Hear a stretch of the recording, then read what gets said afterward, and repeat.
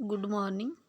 हम देख रहे थे कि किस तरह से हमारा लिम्बिक सिस्टम हमारे इमोशंस को हाईजैक कर लेता है। किसी भी किस्म के इमोशंस हो, चाहे वो हैप्पीनेस हो, चाहे वो एंगर हो, चाहे वो फियर हो, किसी भी किस्म के इमोशंस को हम वक्त नहीं देते हैं। वो हमारे फ्रंटल कॉर्टेक्स में जाने के पहले लिम्बिक सिस्टम उसे हाईजैक कर लेता है और हम इम्पल्सिवली रिएक्ट करते हैं, और जिसकी वजह से बहुत सारे रॉन्ग डिसीजंस लेने में आते हैं, ज़िंदगी के बड़े बड़े नुकसान हो जाते हैं। तो यहाँ हम देखेंगे कि हम इसको कैसे मैनेज कर सकते हैं। मैंने ऑलरेडी आपको ये बताया हुआ है कि कोई भी इमोशन है, आइदर हैप्पीनेस, आइदर एंगर, और कोई भी किसी भी किस्म का आपका इमोशन, आइदर सैडनेस, किसी भी किस्म का आपका इमोशन है, तो you have to give time for it. आप उसको फ्रंटल कॉर्टेक्स में जाने दीजिए, आप उसको आप उसके ऊपर सोचिए, उसके बाद आप रिएक्ट कीजिए। You have to do practice for it. आपको इसके लिए प्रैक्टिस करनी ही चाहिए, डेली बेसिस पे आपको इसके लिए प्रैक्टिस करनी ही चाहिए। दिन में कई बार हम मुख्तलिफ इमोशन से, मुख्तलिफ जज्बात से गुजरते हैं, डिफरेंट सिचुएशंस आती है।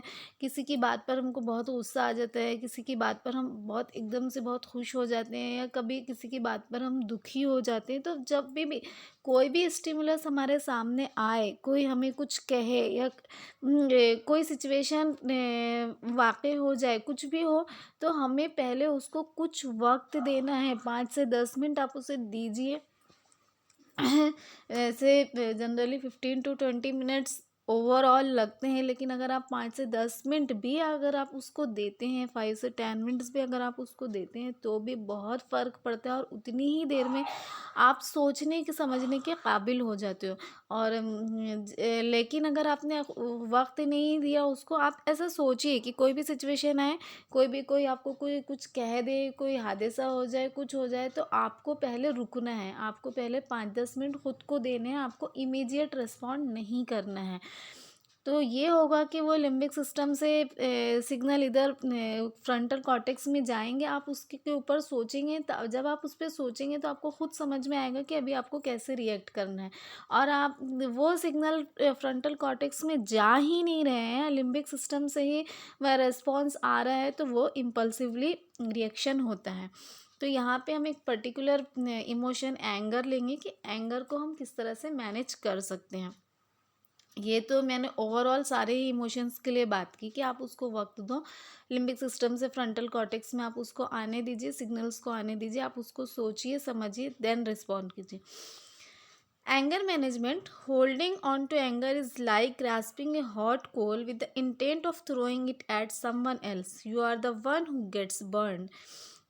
गौतम बुद्धा का कहना है कि गुस्से में आना या गुस्से को पकड़ कर रखना ऐसा होता है कि आपने एक जलता हुआ कोयला लिया, जिसे आप किसी और पे फेंकना चाहते हैं, लेकिन आप खुद ही जल जाते हो। पहले आप खुद ही जल जाते हो, क्योंकि आपने उसे पकड़ के रखा है।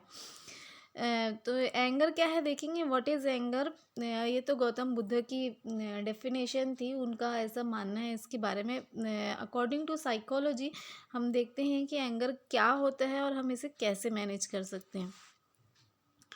Anger is primary natural emotion expressing dislike और डिसप्लेजर। पहले तो ये नेचुरल इमोशंस है जो और बेसिकली डिसलाइक या डिसप्लेजर, आपको कोई चीज़ पसंद नहीं आती, कोई चीज़ आपको नाराज़ करती है, तो उसके लिए जो आप रिएक्शन करते हो वो एंगर होता है।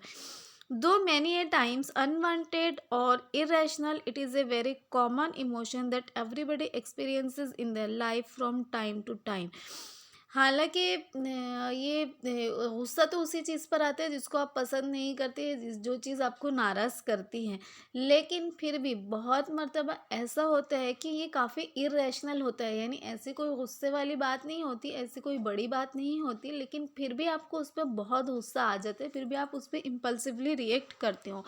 तो हर किसी की लाइफ में ऐसे इवेंट्स तो आते ही है, हर कोई ये अनवांटेड या इरेशनल एंगर को एक्सपीरियंस करता ही है। It is a very common way of releasing a negative feeling arising towards a person or a situation, event or thing। बहुत ही कॉमन वे है ये। गुस्सा मतलब आपकी निगेटिव फीलिंग को रिलीज़ करने का, आपकी निगेटिव फीलिंग को बाहर निकालने का बहुत ही कॉमन वे है, जो आप गुस्सा एक्सप्रेस करते हो किसी पर। You experience anger when someone और समथिंग annoys यू और डिसअपॉइंट्स यू। आपको कब गुस्सा आता है? जब कि कोई आपको नाराज़ करता है, कोई आपको मायूस करता है। बच्चे ने आपकी बात नहीं सुनी तो आपको गुस्सा आएगा, किसी ने आपका काम नहीं किया तो आपको गुस्सा आएगा, आपका खुद से कोई काम बिगड़ गया तो आपको गुस्सा आएगा। इट कुड बी समवन, कोई भी हो सकता है जिसकी वजह से आपको गुस्सा। You think has done wrong to you or a situation that has occurred beyond your control or awareness or you have been a victim to. और आप ऐसा सोचते हो कि ये जो सिचुएशन थी वो आपके कंट्रोल से बाहर थी, आप बिल्कुल आपे से बाहर हो गए थे, या फिर नहीं, वाकई में आप विक्टिम थे उसके। To a lay person, anger is considered to be an all-round negative emotion, but this is not so. Generally हम ऐसा मानते हैं कि गुस्सा एक निगेटिव इमोशन है। एक कॉमन, सारे ही लोग ऐसा मानते हैं कि गुस्सा एक कॉमन इमोशन है, लेकिन ऐसा नहीं है। सॉरी, कॉमन इमोशन एक निगेटिव इमोशन है, लेकिन ऐसा नहीं है। देखिए, अल्लाह ताला ने इंसान को जो भी चीज़ दी है, अल्लाह ताला ने पहली बात तो इंसान ही जो अल्लाह ने बनाया है, तो हर इंसान में खूबियाँ भी है और ख़ामियाँ भी हैं। तो अगर कोई इंसान जिसको आप बहुत बुरा समझते हो, कोई गुंडा मवाली है, कोई नालायक इंसान है, आप ऐसा समझते हो कि ये बहुत ही बुरा इंसान है, तो ऐसे इंसान में भी कोई ना कोई खूबी ज़रूर होगी ही। ऐसा हो ही नहीं सकता कि उसमें कोई अच्छाई ना हो। अल्लाह ताला ने किसी को भी ऐसा नहीं बनाया है। और ये तो हमारा ईमान है, हमारा यकीन है। साइकोलॉजिकली भी ये माना जाता है कि every person tends to react positively and negatively both. तो हर इंसान में अच्छाई और बुराई दोनों होती है। इसी तरह से हर इमोशन, हर चीज़ में अच्छाई और बुराई दोनों होती है। तो जो गुस्सा है, जिसको हम एक निगेटिव इमोशन मानते हैं, तो ऐसा नहीं है। गुस्सा निगेटिव इमोशन नहीं है। अगर हम उसका राइट वे में अगर हम उसको राइट वे में एक्सप्रेस करें तो ये निगेटिव इमोशन नहीं है, क्योंकि ये एक प्रोटेक्टिव इमोशन है जो हमको साइकोलॉजिकल और फिजिकल थ्रेट से बचाता है। मतलब जो बोलते हैं ना कि घुट घुट के मरना, या अपने ही आप में सोच सोच के खुद को परेशान कर लेना, खुद को बीमार कर लेना। तो यही होता है कि बहुत बार जब हम अपने इमोशन को एक्सप्रेस नहीं करते, इसमें गुस्सा भी है कि अगर बहुत बार जब हाँ, लेकिन ये वैलिड होना चाहिए, रैशनल होना चाहिए, जेन्युइन होना चाहिए। रैशनल होना, हर चीज़ में रैशनल होना बहुत इम्पोर्टेंट होता है। तो जब हम रैशनली अपने एंगर को एक्सप्रेस नहीं करते हैं, जब हमारा एंगर रैशनल नहीं होता है, तो डेफ़िनेटली ये हमको थ्रेट करता है, डेफ़िनेटली ये हमको हार्म करता है और ये नेगेटिव इमोशन होता है। लेकिन बहुत बार जब वाक़ई गुस्सा जायज़ होता है, वो सिचुएशन ही ऐसी होती है उस वक़्त अगर हम गुस्से को एक्सप्रेस करें, बजाय हम अंदर दबाने के, हम उसको एक्सप्रेस करें, तो ये हमको फिज़िकल एंड साइकोलॉजिकल थ्रेट से बचाता है। अब हम ये देखेंगे कि हम कैसे उसको डिसाइड करेंगे नेगेटिवली और पॉजिटिवली। तो manage anger, let us see how this happens in brain. पहले हम देखते हैं कि एंगर मैनेजमेंट हमारे ब्रेन में किस तरह से होता है। In standard 11 chapter 7 nervous system you have studied the nervous system. Nervous system आपने 11th क्लास में पढ़े हैं। You have studied the different parts of brain, जहाँ पे हमने सेरेबल कॉर्टेक्स भी देखा है, जो ब्रेन का आउटर पोर्शन है और वो ब्रेन का थिंकिंग सेंटर है। It is a part of the forebrain logical, reasoning and judgement function. और यही वो पार्ट है फोर ब्रेन का जो लॉजिकल, रीजनिंग और जजमेंट फंक्शन के लिए है। The emotion centre of the brain is the limbic system. जो मैंने आपको कल की इसके पहले की वीडियो में लिम्बिक सिस्टम की डायग्राम दिखाई थी, और हमने देखा था कि हमारे ब्रेन का जो इमोशनल सेंटर है, जहाँ पे सारे ही इमोशन स्टोर होते हैं, सारे ही इमोशंस के लिए आप रिस्पॉन्स करते हैं, तो वो लिम्बिक सिस्टम होता है। अब वो कहाँ होता है? Lower section of the brain and more primitive than the cortex. ये फोर ब्रेन है, जो सेरेब्रल कॉर्टेक्स से आउटर पोर्शन है, और ये बिल्कुल लोअर पोर्शन है लिम्बिक सिस्टम आपके ब्रेन में। Hence, when a person is experiencing and expressing anger, he or she is not using the cortex, but primarily functioning from the limbic system. शुरू से ही मैं आपको बता रही हूँ, पिछली वीडियो में भी मैंने आपको बताया था कि जब कोई इंसान एंगर एक्सपीरियंस करता है, जब किसी इंसान को गुस्सा आता है, तो ये होता है कि वो अपने फ्रंटल कॉर्टेक्स को थिंकिंग सेक्शन को यूज़ नहीं करता है, बल्कि लिम्बिक सिस्टम से ही उसका रिस्पॉन्ड आता है, जो कि प्राइमरी फंक्शनिंग है। In the limbic system, a small structure called amygdala, which is a storehouse of emotional memories, plays an important role in the emotional outburst. इसमें एक इम्पॉर्टेंट चीज़ ये होती है कि जो लिम्बिक सिस्टम में एमिगडेला होता है, मैंने आपको बताया था एमिगडेला इधर हिपोकैम्पस के पास में, एमिगडेला एक छोटा सा पार्ट है, ये हमारी जो इमोशनल मेमोरीज़ है इसको स्टोर करके रखता है। एमिगडेला जैसे आपको किसी चीज़ से बेसिकली जो एमिगडेला है ये फियर के लिए जाना जाता है, लेकिन सारे इमोशनल मेमोरीज इसमें स्टोर होते हैं। तो हम इसको कैसे समझेंगे कि बचपन में आपको बताया गया था कि या बचपन में आपको एक्सपीरियंस हुआ कि आग पे आपका हाथ पड़ गया, कोई चीज़ जल रही थी उस पर आपका हाथ पड़ गया, तो अभी आपको उससे नुकसान हुआ, आपका हाथ जल गया है, आपको उससे तकलीफ़ हुई है, तो ये मेमोरी आपकी एमिगडाला में स्टोर होगी। लेटर ऑन ज़िंदगी के दूसरे हिस्सों में आगे जब आप फिर कभी आप आग देखते हो, आग में पलिए मतलब कोई भी ऐसी चीज़ जिससे आपको नुकसान हुआ है, अभी उसका डर आपके दिल में बैठ गया है, तो वो आपके एमिगडाला में स्टोर है। दोबारा आप वो चीज़ देखते हो तो अब एमिगडाला से वो रिकलेक्ट होता है कि हाँ, ये चीज़ से आपको नुकसान होने वाला है, आपको उससे डर लगता है और आप उससे एहतियात करते हो, आप उसके पास में नहीं जाते हो। तो एमिगडाला भी एक बहुत इम्पोर्टेंट फंक्शन एक बहुत इम्पोर्टेंट रोल प्ले करता है हमारी पूरी ज़िंदगी के लिए, कि अगर एमिगडाला डैमेज होता है तो हमको किसी चीज़ का फ़ियर ही नहीं होगा, और हमको किसी चीज़ का फ़ियर ही नहीं होगा तो हम किसी चीज़ में एहतियात ही नहीं करेंगे और हम बहुत बड़े बड़े नुकसान से दो चार हो सकते हैं। एनीवे तो एमिगडाला में आपकी इमोशनल मेमोरीज होती है। तो जब किसी ने आपको कोई बात बोला है, किसी ने मतलब जिस वक्त आपको गुस्सा आया है, तो किसी सिचुएशन पे किसी के कुछ कहने पे, तो एमिगडाला से और भी चीज़ें रिकलेक्ट होती है, आपको पुरानी भी कोई बात याद आती है जिसकी वजह से आप ये सोचते हो हाँ ये आप ये बोलते हैं ना, असल में मुझे पहले से इस बात पे गुस्सा था, उसका पहले भी उसने ऐसा किया था इसलिए मुझे बहुत ज़्यादा गुस्सा आया, मैंने अपने गुस्से पे कंट्रोल नहीं कर सकी मैं। तो ये यही होता है कि एमिगडाला से वो इन्फॉर्मेशन आती है और फ्लैशबैक होता है एमिगडाला से, और आप एकदम आउटबर्स्ट होते हो, आपके इमोशंस पे आप कंट्रोल नहीं कर पाते। The data coming in from the world around us passes through the amygdala, where the decision is made whether to send the data to the limbic or cortex area of the brain. जो हमारे आसपास से जो हम हमारे रोज़ाना क्या हर second में, हर लम्हे में हमारे ब्रेन में बहुत सारा डेटा आ रहा है, और एमिगडाला ही ये डिसाइड करता है कि ये डेटा को लिम्बिक सिस्टम में भेजना है, कॉर्टेक्स एरिया में भेजना है। और जब लिम्बिक सिस्टम में ये डेटा आता है तो आप इमीडिएट रिस्पॉन्स करते हो, और कॉर्टेक्स एरिया में अगर ये डेटा जाता है तो आप उसके ऊपर सोचते हो और फिर बाद में आप रैशनली रिस्पॉन्स करते हो।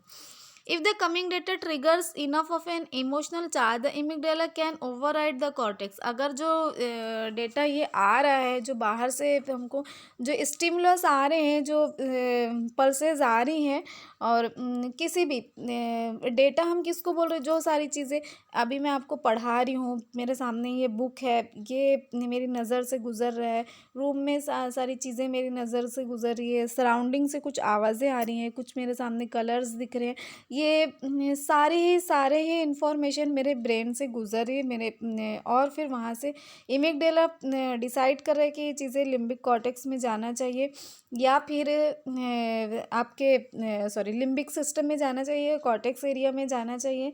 और दूसरी बात ये कि जो चीज़ें मैं आपको बार बार बोल रही हूँ वो फिर बाद में हिपोकैम्पस में भी स्टोर हो रही है, जो आपका लॉन्ग टर्म मेमोरी का एक पार्ट है।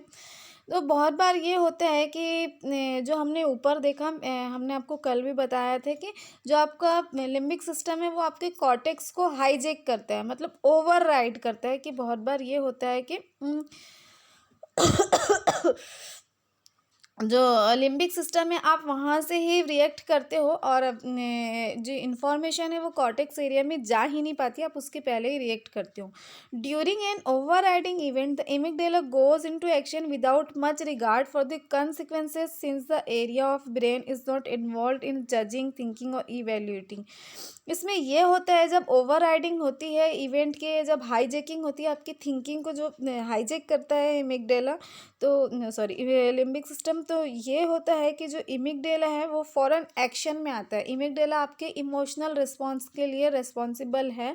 आपके इमोशनल रिस्पॉन्स सारे इमिगडेला से आते हैं और तब आप कुछ भी नहीं सोचते हो, आप नताइज के बारे में नहीं सोचते हो कि इससे क्या नुकसान होने वाला है या इससे क्या होने वाला है। आप इम्पल्सिवली रिएक्ट करते हो। आपके गुस्से के लिए, आपके हैप्पीनेस के लिए, आपके फ़ियर के लिए, किसी भी चीज़ के लिए आप इम्पल्सिवली रिएक्ट करते हो और क्योंकि उसको आपने ये हाईजेक हो गया है आपकी लिम्बिक सिस्टम से। आप फ्रंटल कॉर्टेक्स में आपकी ये सिग्नल गए ही नहीं है जहाँ पे आप उसको सोच सके, जहाँ पे आप उसको जज कर सके, जहाँ पे आप उसको इवैल्यूएट कर सके। You are waiting patiently in the queue at the bank. A person comes and cuts the line and moves ahead of you. देखिए एक सिचुएशन है कि आप एक लाइन में, आप बैंक की लंबी लाइन में खड़े और एक आदमी आता है, उसने आपकी लाइन को कट किया और वहाँ से वो आपसे आगे बढ़ गया। ऐसा बहुत बार होता है, बीच में दूसरे लोग, आप काफ़ी देर से लाइन में वेट कर रहे हो, बीच में कोई दूसरा आया और वो आगे बढ़ गया वहाँ से। On you scream at them and ask them to go back. तो आप ज़ोर से चिल्लाते हो और उसको बोलते हो कि आप पीछे जाओ। On an average it can take 20 minutes for a person who has experienced an angry state of arousal to calm to move from functioning from the emotional area to the thinking area of the brain. मैंने आपको अभी शुरुआत में भी बताया है कि 20 से 25 मिनट आपको लगते हैं काम होने के लिए। एक एवरेज पोर्शन में हम देखते हैं तो 20 से 25 मिनट आपको गुस्से की हालत से नॉर्मल हालत में आने के लिए लगते हैं। आपको काम होने के लिए, जो एंगर का अराउजल है उसको काम होने के लिए 20 से 25 मिनट लगते हैं। और मतलब कि जो आपका फंक्शनिंग एरिया है वहाँ से इमोशनल एरिया से थिंकिंग एरिया में वो सिग्नल को जाने के लिए, वहाँ फंक्शनिंग करने के लिए सबसे पहले आपका इमिगडाला फंक्शन करता है। आपका इमिगडाला काम करता है, इमिगडाला से आपका रिस्पॉन्स आता है और उसको फ्रंटल कॉर्टेक्स में जाने के लिए 20 मिनट कम से कम लगते हैं। Hence, if you recollect when you got angry as a small child, your teacher or parent asked you to count from 1 to 50 or 100 numbers. आप को याद होगा शायद आपके टीचर्स ने, आपके पेरेंट्स ने, अगर किसी ने आपको समझाया हो या बताया हो कि जब आपको गुस्सा आए तो आप 1 से 50 तक के या 1 से 100 तक के नंबर गिने या कोई एक्टिविटी करें। या हमारा तो ऐसा ईमान और यकीन है, जो हुजूर सल्लल्लाहु अलैहि वसल्लम की हदीस भी है कि जब आपको गुस्सा आए तो आप खड़े हैं तो बैठ जाओ, बैठे हैं तो लेट जाओ और आप पानी पी लो, आप वज़ू कर लो। तो इससे क्या होता है कि आपको वक्त मिलता है और आप रिलैक्स होते हो, आप काम होते हो। और जब उसके ये बहुत ही इम्पोर्टेंट है कि गुस्सा आए तो आपको रिस्पॉन्ड नहीं करना है। अब आप ये बोलेंगे मैम आप बार बार बोल रहे कि आपका फ्रंटल कॉर्टेक्स फंक्शनिंग होने देना चाहिए, जब तक कि आपको रुकना चाहिए। तो अब ये तो हमारे हाथ में नहीं है, गुस्सा हमको आ गया तो इमिगडाला को हम कंट्रोल नहीं कर पा रहे हैं, लिम्बिक सिस्टम हमारे कंट्रोल में नहीं है, तो हम कैसे उसको 20 से 25 मिनट देंगे। तो आप इसको क्लियर कर लीजिए, आप उसको अच्छे से समझ लीजिए कि आपको गुस्सा तो आएगा, नेचुरल है, वो गुस्सा आने को आप कंट्रोल नहीं कर सकते हैं, लेकिन गुस्से को एक्सप्रेस करने को आपको कंट्रोल करना है। गुस्से को एक्सप्रेस करने के लिए ही कंट्रोल करने कहा जा रहा है आपको, कि आपको एक्सप्रेशन को टाइम देना है। आपको गुस्सा आया, किसी ने मुझे थप्पड़ मारा, मुझे बहुत ज़ोर से गुस्सा आया, किसी ने मेरी लाइन कट करके आगे बढ़ गया, मुझे बहुत ज़ोर से गुस्सा आया, पर मेरे जहन में ये होना चाहिए, मुझे ये प्रैक्टिस होनी चाहिए कि किसी भी बात पर मुझे गुस्सा आए तो मैं बिल्कुल खामोश रहूँ। We have to give time to us. हमको खुद को टाइम देना ही है, उसको 15 से 20 मिनट काम होने के लिए, तभी हम रैशनली रिस्पॉन्स कर सकते हैं। इसीलिए टीचर भी या जब भी आपको ये बताया, गुस्सा कंट्रोल करने की टेक्निक्स आपने देखी होंगी या किसी ने आपको समझाया होगा, तो वो जो बताए जाते हैं 1 से 50 तक के काउंट कीजिए या 1 से 100 तक के काउंट कीजिए। या बहुत से साइकोलॉजिस्ट ऐसे भी बताते हैं कि आपके हाथ में एक रबर बैंड बांधिए और जब आपको गुस्सा आता है तो आप वो रबर बैंड को ज़ोर से खींचिए, मतलब इतनी ज़ोर से खींचिए कि आपको उसकी, जब आप उसको छोड़े तो आपको उसकी तकलीफ़ होना चाहिए। तो ये कैसे होता है कि ट्रांसफ़र होता है, आपका जो इमोशन है वो ट्रांसफ़र होते है उसकी तरफ, उस तकलीफ़ की तरफ। और जब तक कि आपको टाइम मिलता है उस चीज़ आपके फ्रंटल कॉर्टेक्स में को फंक्शनिंग करने के लिए आपको टाइम मिलता है और फिर आप तब उसको मैनेज कर सकते हो। तो इस तरह से हम एंगर को मैनेज कर सकते हैं। एंगर को मैं यानी कलेक्टिवली हम इसकी समरी या कंक्लूजिंग हम यही बता सकते हैं उसका कि एंगर को मैनेज करने का एक ही तरीका है कि you have to give time. आपको उसको वक्त देना है, आपको उसको इमीडिएट रेस्पॉन्स नहीं करना है। अब हम देखेंगे कि वो कौन कौन सी चीज़ें हैं जो एंगर को ट्रिगर करती है, किन बातों से गुस्सा आता है हमें। Triggers of anger. Do I know what makes me angry? Now that we understand how anger happens in the brain, हमने देख लिया कि एंगर किस तरह से ब्रेन में हैपन होता है कि जो डाटा हमारे आसपास से आ रहा है पूरा वक्त हमारे ब्रेन में कोई ना कोई सिग्नल आ रहे हैं, जो चीज़ें हम देख रहे हैं, जो हम सुन रहे हैं, जो हम महसूस कर रहे हैं, जो हम टेस्ट कर रहे हैं। बहुत बार ऐसा होता है कि खाना अच्छा नहीं बना होता तो आपको उस बात पर भी गुस्सा आता है। मतलब हमारे पूरे 5 सेंस ऑर्गन से जितना भी डेटा हमारे ब्रेन में आ रहा है वो सारा का सारा पहले इमिगडेला में जाता है, क्योंकि इमिगडेला ही वो मेरी स्टोर है फंक्शनल इमोशनल मेमोरी का स्टोर हाउस है इमिगडेला ही, और वहाँ से लिम्बिक सिस्टम में रिएक्शन होता है। और ये होता है कि आपका लिम्बिक सिस्टम अगर आपकी थिंकिंग को हाईजेक कर लेता है, आप वो फ्रंटल कॉर्टेक्स में वो डेटा नहीं गया, उसके पहले वो यहीं रुक गया, यहीं से आपने रिस्पॉन्ड कर दिया, तो आपको गुस्सा आ जाता है। तो ये सारा ब्रेन के इस तरह से सिस्टम होते हैं। अब देखते हैं often call triggers of anger. It is any event that signals the brain to activities the body's anger system. तो ये जो ट्रिगर ऑफ एंगर क्या है, ये हर वो इवेंट हो सकता है जो हमारे ब्रेन को सिग्नल दे बॉडी के एंगर सिस्टम को एक्टिवेट करने के लिए। और बॉडी का एंगर सिस्टम यानी कि इमिगडेला और जो लिम्बिक सिस्टम है, जब वो एक्टिवेट हो जाता है, once the trigger is activated the angry feelings begin automatically. गुस्से वाली फीलिंग, एंग्री फीलिंग्स खुद ब खुद आने लगती हैं। These triggers of anger will vary from person to person based on the individual life experiences. लेकिन हर इंसान में ये मुख्तलिफ होती है। किसी इंसान को बहुत तेज़ गुस्सा आता है, किसी इंसान को कम गुस्सा आता है, किसी इंसान को फ़ौरन गुस्सा आता है, किसी इंसान को ज़्यादा ट्रिगर नहीं होता है। ये तो पर्सन टू पर्सन वेरी करता है। आपकी लाइफ में किस तरह से एक्सपीरियंसेस आए हैं, किस तरह से आपकी लाइफ गुजरी है, आपका बचपन कैसे गुजरा है, आपका फैमिली बैकग्राउंड, ये सारी चीज़ें इस पे अफेक्ट करती हैं।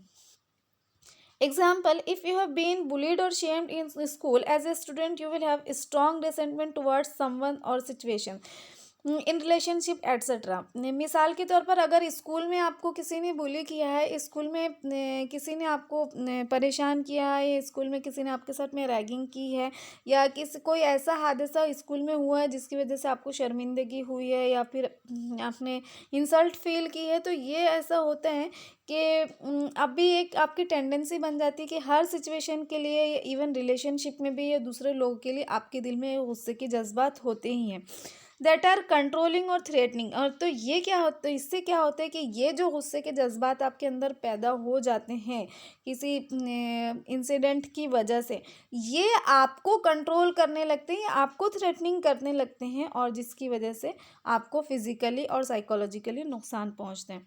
Here are common triggers of angers.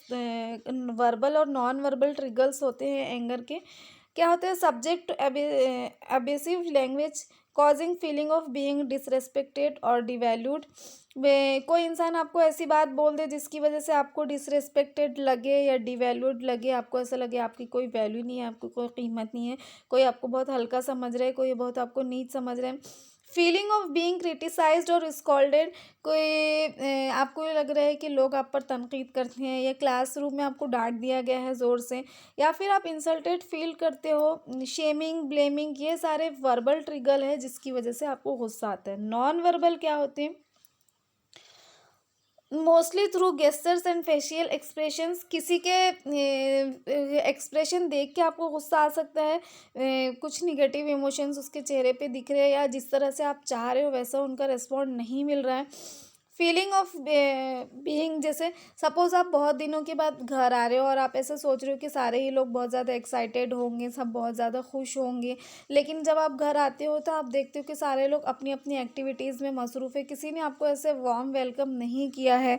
या आप बहुत बार आप ऐसे आप बहुत दिनों के बाद आ रहे हो, आप सोच रहे हो कि आपके दोस्त आपके से बहुत एक्साइटेड होके मिलेंगे, लेकिन वहाँ से वैसा रिस्पॉन्स नहीं आ रहा है, तो ये सिचुएशन से भी आपको गुस्सा आ सकता है। या फिर कोई आपके किसी के आप एक्सप्रेशंस आप कुछ और एक्सपेक्ट कर रहे हो और वहाँ से कुछ और आ रहे हैं, तो भी आपको गुस्सा आता है।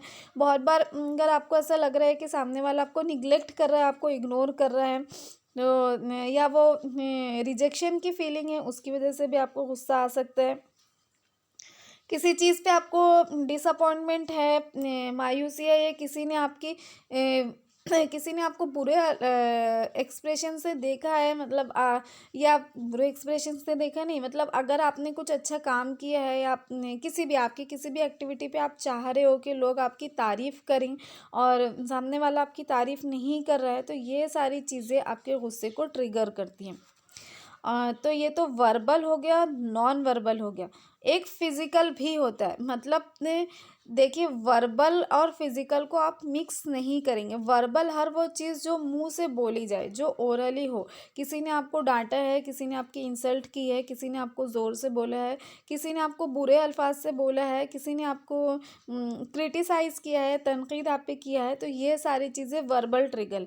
किसी ने आपको मारा है, किसी ने आपको धक्का दिया है, किसी ने आपको गिरा दिया है, किसी ने आपको फिज़िकली असॉल्ट किया है, किसी ने सेक्सुअली असॉल्ट किया है, तो ये सारी चीज़ें फिज़िकल ट्रिगर हैं गुस्से की।